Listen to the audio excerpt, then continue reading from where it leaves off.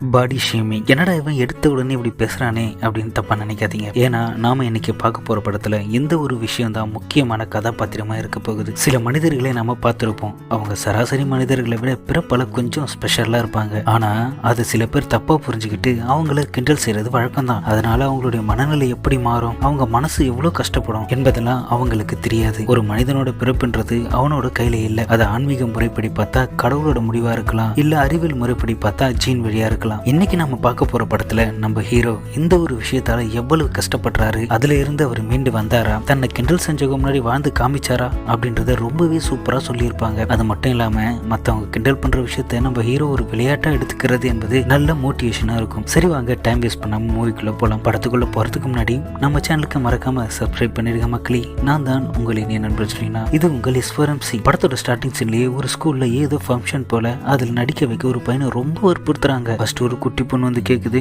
முடியாதுன்னு சொல்லிடுறான். அதுக்கப்புறம் ஒரு லேடி வந்து கேட்கறாங்க, அவங்க கிட்டயும் முடியாதுன்னு சொல்லிடுறான். இந்த மாதிரி சின்ன பசங்களை பொறுத்த வரைக்கும் மேடையில நடிக்கணும் அப்படின்னா ஒண்ணு சுத்தமா ஆர்வம் காட்டவே மாட்டாங்க, அதாவது நடிக்கவே மாட்டேன்னு சொல்லிடுவாங்க. இன்னொன்னு செம்ம ஜாலியா போய் நடிப்பாங்க. ஆனா இவன் அப்போ நடிக்கிறேன்னு ஒத்துக்கிட்டு இப்ப முடியாதுன்னு சொல்லி அடம் பிடிக்கிறான். எப்படியோ அவனு கஷ்டப்பட்டு ஒத்துக்க வச்சுக்கிறாங்க. கொஞ்ச நேரம் கழிச்சு தான் தெரியுது அவன் ஏன் நடிக்க ஒத்துக்கல அப்படின்னு.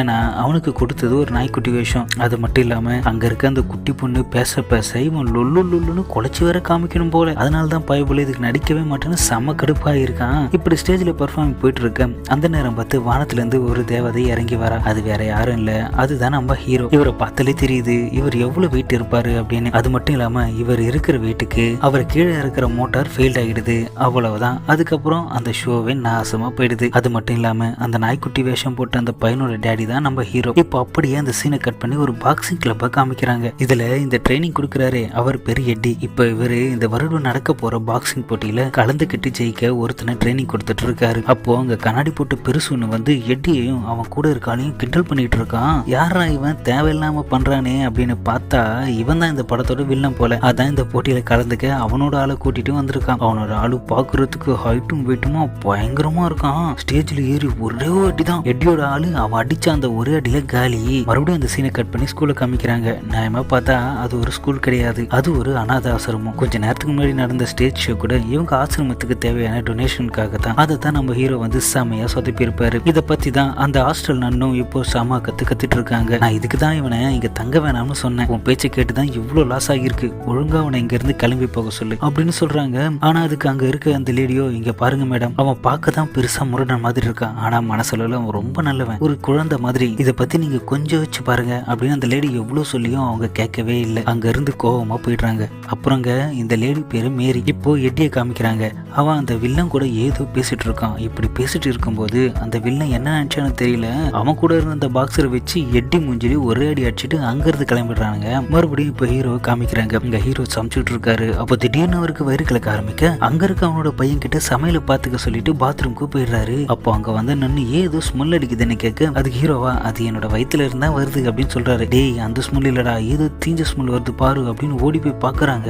அங்க போன பிறகுதான் தெரியுது அவன் பையனை சமையல பாத்துக்க சொல்லி சொன்னா அவன் அது தீஞ்சி போய் எரியறது கூட தெரியாம அவ்வளவு இன்ட்ரெஸ்டா கேம் விளையாடிட்டு இருக்கான். அட பாவி, இங்க இவ்வளவு பேர் நெருப்பு எரிஞ்சுக்கிட்டு இருக்கு, நீ என்னடானா அது கூட தெரியாம அவ்வளவு இன்ட்ரெஸ்டா கேம் விளையாட்டு இருக்க அப்படின்னு சொல்லிட்டு அவனை கூப்பிட்ட பிறகுதான் தெரியுது அவனுக்கு அங்க நெருப்பு எரியறது. இதுல வேற நம்ம ஹீரோ எரியற நெருப்புல தண்ணி ஊத்துறேன்னு சொல்லிட்டு எண்ணெய் எடுத்து ஊத்த அது இன்னும் பயங்கரமா இருந்துச்சு. அந்த இடமே காலி ஆயிடுது. அவ்வளவுதான். இந்த மாதிரி ஃபயரான விஷயம் தெரிஞ்சு சேஃப்டி ஆஃபீஸர் அங்க வந்துடுறாரு. வந்தவர் இந்த இடம் பாதுகாப்பா இருக்கா இல்லையா அப்படின்னு செக் பண்றாரு. ஏன்னா இது ஒரு ஆசிரமம் அப்படின்றதால இங்க எல்லாமே கரெக்டா இருக்கணும்ல. அதனாலதான் ஏற்கனவே டொனேஷன் கொடுக்க நடந்த நிகழ்ச்சியை ஹீரோ கெடுத்துட்டாரு. இப்போ இது வேற நன்னு சம கோமாயிடுறாங்க. இதே நிறையட்டி அங்க இருக்க ஹாஸ்டலுக்கு பக்கத்துல இருக்க சர்ச்சுக்கு வந்து கடவுள் கிட்ட, கடவுளே நான் என்ன தப்பு பண்ணேன், ஒரு பாக்ஸருக்கு ட்ரைனிங் கொடுத்துட்டு இருந்தேன், எவனோ ஒருத்தன் வந்தான், யாரையோ கூட்டிட்டு வந்தான், அவன் இவனை ஒரே அடிதான் அடிச்சான், ஆளு காலி, இதுதான் என்னுடைய வாழ்க்கையை நம்பிட்டு இருந்தேன், எனக்கு இப்போ என்ன பண்றதுன்னே புரியல, நீங்க தான் அந்த கெட்ட பசங்களுக்கு பாடம் போட்ட எனக்கு ஒரு நல்ல வீரனை காமிக்கணும் அப்படின்னு வேண்டிட்டு இருக்க. அப்படியே ஹீரோவை காமிக்கிறாங்க. அங்க ஹீரோ பண்ண சம்பவத்தை சொல்லி அவனை செமையா திட்டிட்டு இருக்காங்க.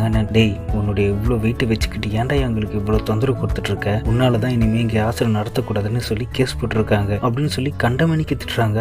நம்ம ஹீரோவா ஆளு பாக்குறது தான் இப்படி இருக்காரு தவிர அவரோட மனசு மீறி சொன்ன மாதிரி ஒரு சின்ன குழந்தை போலதான் இருக்கு. ஒரு சின்ன குழந்தைய நம்ம திட்டினா அவங்க என்ன பண்ணுவாங்க, பயங்கரமா எமோஷனல் ஆகி அழ தொடங்குவாங்க. அதே மாதிரி தான் ஹீரோவும் பண்றாரு. நன்ன பார்த்து பயந்து போய் அழுதுகிட்டே பின்னாடி போக அப்போ அங்க இருந்த கிளாஸை உடைச்சுக்கிட்டு எட்டி இருக்க பக்கம் வந்து விழுந்துடுறாரு. இதை பார்த்து எட்டிக்கு செம்ம சந்தோஷம். ஏன்னா இப்பதானே வேண்டிக்கிட்டு இருந்தான், உடனே கடவுள் அனுப்பிட்டாரே அப்படின்னு. இதுதான் சரியான சந்தர்ப்பம் அப்படின்னு நினைச்சுக்கிட்டு அவங்க கிட்ட, அதாவது நன், மேரி, ஹீரோ இவங்க 3 பேர்கிட்டையும் அவனை அறிமுகப்படுத்திக்கிறான். அது மட்டும் இல்லாம அவன் சொந்தமா வச்சிருக்க யூடியூப் சேனல் மூலமா இது வரைக்கும் ட்ரைனிங் கொடுத்த ஆளுங்க வீடியோவை போட்டுட்டு இவங்களுக்கு காமிச்சிட்டு இருக்கான். இப்போ எதுக்கு இவங்க வந்திருக்கானா, நம்ம ஹீரோவை நடக்க போற போட்டியில கலந்துக்க, அதாவது அந்த வில்லனோட ஆளை எதிர்த்து சண்டை போட கூட்டிட்டு போக வந்திருக்கான். இதை கேட்டு நான் கொஞ்ச நேரம் எட்டியை வெளியே இருக்க சொல்றாங்க. உடனே ஹீரோவை பார்த்து, நீ செஞ்ச வேலைக்கு அவன் கூட போறதான் சரி அப்படின்னு சொல்ல, அது ஹீரோவும் மீறியும் முடியாதுன்னு சொல்றாங்க. முடியாது அப்படியெல்லாம் சொல்லக்கூடாது, நான் என்ன சொல்றேனோ அதை நீங்க செஞ்சுதான் ஆகணும் அப்படின்னு சொல்லிட்டு வெளியே இருக்க எட்டி கிட்ட டீலுக்கு ஓகே சொல்லிடுறாங்க.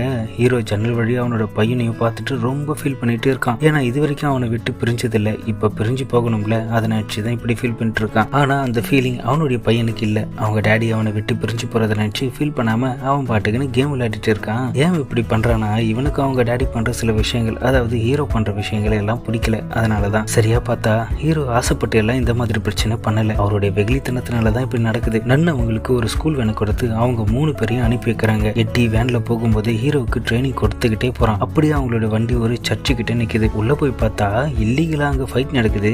அதுக்குதான் ஹீரோவுக்கு வரும்போது ட்ரைனிங் கொடுத்துட்டே வந்துருதான் போல. ஹீரோவை வெளியவே விட்டுட்டு முதல்ல மேரி போய் உள்ள பாக்குறான். பார்த்தா உள்ள ஃபைட் பயங்கரமா நடக்குது. இதை பார்த்துட்டு அலறி வச்சுக்கிட்டு வெளியே ஓடி வந்துடுறான். நேரா போய் எட்டிக்கிட்ட, டேய் என்னடா ட்ரைனிங் கொடுப்போன்னு பார்த்தா எடுத்த உடனே சண்டைக்கு கூட்டிட்டு போற, அவன் அதெல்லாம் தாங்க மாட்டான்டா அப்படின்னு சொல்றா. நீ எதை பத்தி யோசிக்காத, அந்த பெரிய மேட்ச் இன்னும் கொஞ்ச நாள் நடக்க போகுது. இப்போ போய் ட்ரைனிங் எல்லாம் கொடுத்துட்டு இருந்தா வேலைக்கு ஆகாது. இவனுக்கு ஸ்ட்ரைட்டா இந்த மாதிரி சண்டைக்கு கூட்டிட்டு போய் ட்ரைனிங் கொடுத்தாதான் சரிப்பட்டு வரும் அப்படின்னு சொல்லிட்டு சண்டைக்கு தயாரா வராங்க. ஹீரோ எட்டிக்கிட்ட போய் ஆப்போசிட்ல இருக்க ஆளை பார்த்து ரொம்ப நல்ல ஆளுமா தெரியுது, அவர்கிட்ட நான் எப்படி சண்டை போடுறது அப்படின்னு கேட்டுட்டு இருக்கும்போதே அந்த ஆளு வந்து ஹீரோவை அடிக்க ஆரம்பிச்சிடறான். இப்படி நடந்த சண்டையில ஹீரோ கால் தவறி அவன் மேல விழ ஹீரோவோட வெயிட் தாங்க முடியாத அந்த ஆளு தோல்வி ஒத்துக்கிறான். நம்ம ஹீரோ எப்படியோ லக்கில ஜெயிச்சிடுறாரு. அப்படியே நைட் ஆகுது. ஒரு ஹோட்டல்ல ரூம் எடுத்து இவங்க தங்குறாங்க. அப்போ எட்டி பெட்ல பார்த்துட்டு இருக்கும்போது ஹீரோ பெட்ல எகிரி குதிக்க எட்டி பறந்து போய் ஹீரோ மேல விழுந்துடுறான். இவன் இப்படி அவன் மேல விழுந்து கிடக்கிறத மேரி பார்த்துடுறான். இதை பார்த்தவ அவங்கள தப்பா நினைச்சுக்கிட்டு வெளியே ஓடி போயிடுறா. அட பாவி, ஏன்டா பொண்ணுங்க முன்னாடி என் மனத்தை இப்படி வாங்குற அப்படின்னு சொல்லிட்டு எட்டி அங்க இருந்து எழுந்து ஓடிடுறான். கொஞ்ச நேரம் கழிச்சு ஹீரோவும் மேரியும் வெளியே வாக்கிங் போயிடுறாங்க. இப்போ ரூம்ல எட்டி மட்டும் தான் இருக்கான். இவன் மட்டும் தனியா இருக்கிறத அங்க வந்த வில்லன் கவனிச்சுட்டு எட்டியை போய், இங்க பாரு தம்பி, இந்த மாதிரி பெரிய அரக்கா மாதிரி இருக்க ஆளை கூட்டிட்டு வந்தா நாங்க பயந்துருவோமா அப்படின்னு சொல்லிட்டு இவனை சம்மடி அடிச்சுட்டு போயிடுறாங்க. இவனுக்கு பயந்ததுனால தான் ஹீரோ இல்லாத நேரமா பார்த்து வந்திருக்கானுங்க. இதுல எங்களுக்கு பயமே இல்லைன்னு வேற பில்டப் வேற கொடுத்துட்டு போறானுங்க. அடுத்த நாள் விடியுது. இவங்க அந்த ஸ்கூல் வேனை எடுத்துக்கிட்டு மறுபடியும் வேற எங்கேயோ போறாங்க. அப்படி போற வழியில அவங்க வேன் ரிப்பேர் ஆகி நேரம் ஒரு வயல்வெளிக்குள்ள இருக்க கம்பத்துல போய் மோதி வெடிச்சு சதுரிடுது. நல்ல வேலையா இவங்க 3 பேரும் எப்படியோ உயிர் தப்பிச்சிடுறாங்க. அங்க இருந்து கொஞ்ச தூரம் தான் நடந்து போயிருப்பாங்க. அதுக்குள்ள இவங்களுக்கு கால் வலிக்க ஆரம்பிக்க உடனே மேரி ஒரு ஐடியா பண்றாங்க. இவங்க போய் தொடைய காமிச்சு லிப்ட் கேட்க, இதை பார்த்து ஒரு டிரைவர் சடனா பிரேக் அடிச்சு அப்படியே நிறுத்திடுறான். லிப்ட் கேட்க இப்படி எல்லாம் வழி இருக்கு போல. கடைசியில பார்த்தா அது பண்ணில எல்லாம் ஏத்திட்டு போற வண்டி. ஹீரோ முன்னாடி உட்காந்துக்க மத்த 2 பேரும் பின்னாடி போயிடுறாங்க. எப்படியோ அடுத்த ஃபைட் நடக்கிற இடத்துக்கு வந்துடுறாங்க. அங்க போனா அது ஒரு குட்டி பையனோட வீடு. அவன் பயங்கரமான ஆளா இருப்பான் போல. அவங்க அப்பா அம்மா இல்லாத நேரம் பார்த்து இந்த மாதிரி சில ஃபைட்டர்களை கூட்டிட்டு வந்து அவங்க வீட்டுக்கு பின்னாடி ஃபைட் பண்ண வச்சு அதுல சம்பாதிக்கிறான். இவன் ஏதோ சொம்ப பசங்களை வச்சு சண்டை போடுவான் அப்படின்னு நினைச்சிட்டு இவங்க போறாங்க. ஆனா பார்த்தா அதுல இருக்கிறவனுங்க எல்லாம் ப்ரொஃபஷனல் ஃபைட்டரா இருக்கானுங்க. இதை பார்த்துட்டு வந்து எட்டி ஹீரோ கிட்ட போய் பயங்கரம் மோட்டிவேஷனா பேசுறான். இதை கேட்டு ஹீரோ செம இம்ப்ரெஸ் ஆகி வெறியாகிடுறான். ஆனா இதே நேரம் வெளியே அந்த சின்ன பையனோட டேடி சீக்கிரம் வேலையை முடிச்சுட்டு வந்துடுறாரு. வந்தவர் இவன் இப்படி பண்றதை பார்த்து அங்க இருக்க எல்லாரும் திட்டி வெளியே அனுப்பி விட்டுட்டு இவர் அந்த ரிங்குக்குள்ள நின்னுக்கிட்டு அந்த சின்ன பையனை பார்த்து கத்திட்டு இருக்காரு. மோட்டிவேஷனல் ஸ்பீச் எல்லாம் கேட்ட நம்ம ஹீரோ ரிங்குக்குள்ள நிக்கிற அந்த சின்ன பையனுடைய அப்பாவை பார்த்து அவர் தான் அவர் கூட ஃபைட் பண்ண வந்தவர்னு தப்பா நினைச்சுக்கிட்டு ஒரே அடி. ஆளு அடிச்ச அடில மூச்சு பேச்ச காணும். இப்படி நடந்த விஷயத்த பார்த்து அங்க இருக்க பசங்களை ஃபீல் பண்ணுவானு பார்த்தா ஹீரோ கூட சேர்ந்து ஜாலியா என்ஜாய் பண்ணிட்டு இருக்கானுங்க.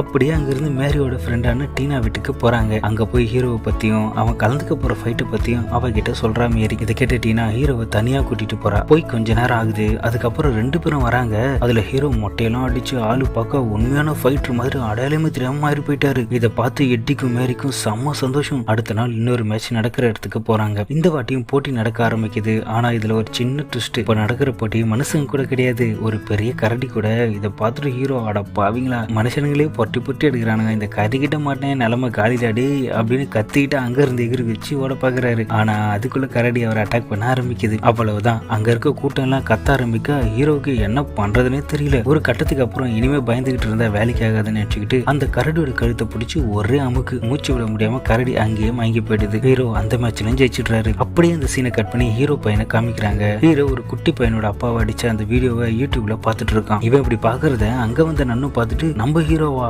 இந்த அளவுக்கு சண்டை போடுறான் அப்படின்னு ஆச்சரியப்பட்டு போய் பாக்குறாங்க. மேட்ச் ஜெயிச்சதால அன்னைக்கு ஈவினிங் பார்ட்டி நடக்குது. அப்போ ஹீரோவுக்கு டீனா மேல லைட்டா கிரஷ் வர ஆரம்பிக்குது. ஏன்னா அவன் மட்டும் தான் இது வரைக்கும் ஹீரோட உருவத்தை பார்த்து கிண்டல் செய்யாம அவருக்காக சப்போர்ட் பண்ணி ஆளையே மாத்தி விட்டாங்கல்ல. அதனால அடுத்த மேட்ச் நடக்கிற இடத்துக்கு போக பப்ளிக் பஸ்ல அவங்க 3 பேரும் போறாங்க. பார்ட்டியில அதிகமா சாப்பிட்டதால அப்போன்னு பார்த்து ஹீரோவுக்கு திடீர்னு வயிறு கலக்க ஆரம்பிக்குது.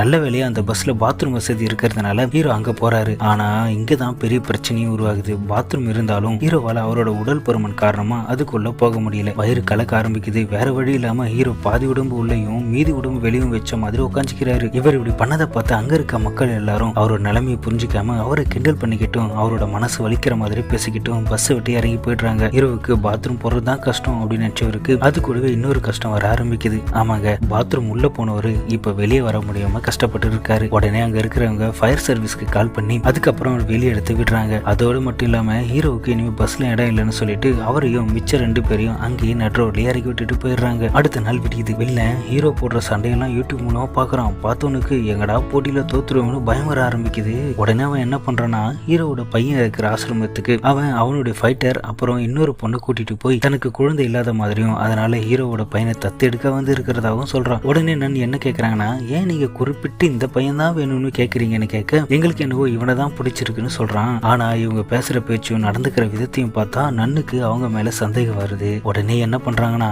அவங்களுக்கு எந்த பசங்களையும் கொடுக்க மாட்டோம்னு சொல்லி வெளியே அனுப்பிடுறாங்க. ஒரு பக்கம் ஹீரோ போடுற சண்டையெல்லாம் யூடியூப் மூலமா உலக மக்கள் எல்லாம் பார்த்துட்டு யாரா இவன் பயங்கரமா சண்டை போடுறானு அப்படின்னு வியந்து பார்க்க ஆரம்பிக்கிறாங்க. எப்படியோ ஹீரோவும் மற்றவங்களும் கஷ்டப்பட்டு மேட்ச் நடக்கிற இடத்துக்கு வந்துடுறாங்க. மேட்ச் ஸ்டார்ட் ஆகுது. ஒவ்வொரு மேட்சா ஹீரோ ஜெயிச்சுக்கிட்டே வராரு. அதே மாதிரி வில்லனோட ஆளும் ஜெயிச்சுக்கிட்டே வரான். அப்போ அந்த இடத்துக்கு நன்னு வராங்க. மேட்ச் பார்க்க தான் வராங்கன்னு பார்த்தா ஹீரோவோட பையன் காணாம போயிட்டான் போல. அதனால அவனை தேடி இங்க வந்திருக்காங்க. உடனே எல்லாருமா சேர்ந்து அவனை தேட ஆரம்பிக்கிறாங்க. ஹீரோவுக்கு தெரியாம இவங்க ஒரு பக்கம் பையனை தேட இன்னொரு பக்கம் மேட்ச் ஸ்டார்ட் ஆகுது. வில்லனோட ஆளையும் சொல்லக்கூடாது. ஹீரோவுக்கு சமமா சண்டை போடுறான். அப்போ கரெக்டா அங்க வந்த வில்லன் ஹீரோவோட பையனை கூட்டிட்டு வந்து ஹீரோவை திசை திருப்புறான். இது தாண்டா சரியான சமயம்னு வில்லனோட ஆளு இவனை போட்டு சம்மாடி அடிக்க ஆரம்பிக்கிறான். கொஞ்ச நேரத்துல ஒண்ணுமே பண்ண முடியல ஹீரோவால. அப்பதான் ஒரு விஷயத்தை யோசிக்கிறாரு. நாம இந்த சண்டையில தோத்துட்டா அந்த தோல்வி அவரோட போகாது, அது அந்த ஆசிரமத்துல வாழற சின்ன குழந்தைகள் எல்லாரையும் பாதிக்கும். அவங்களுடைய எதிர்காலமே கேள்விக்குறியா மாறிடும். அதனால வேற வழி இல்லாம அவனுடைய பையனை பத்தி கொஞ்ச நேரம் யோசிக்காம வலியை தாங்கிக்கிட்டு அந்த வில்லனோட ஆளை அடிச்சு ஜெயிச்சிடுறாரு. இதே சமயம் தப்பிச்சு போனவனு பார்த்த வில்லனை அந்த நன்னு ஷாக் கொடுத்து தடுத்து நிறுத்திடுறாங்க. அதோட மேட்ச்ல ஜெயிச்ச பணத்தை வச்சு ஆசிரமத்தையும் திரும்ப வாங்கிடுறாங்க. அப்படியே படத்தையும் இதோட முடிச்சிடுறாங்க. இந்த படம் உங்களுக்கு பிடிச்சிருந்தா மறக்காம கமெண்ட்ல சொல்லிட்டு போயிடுங்க மக்களே. நன்றி.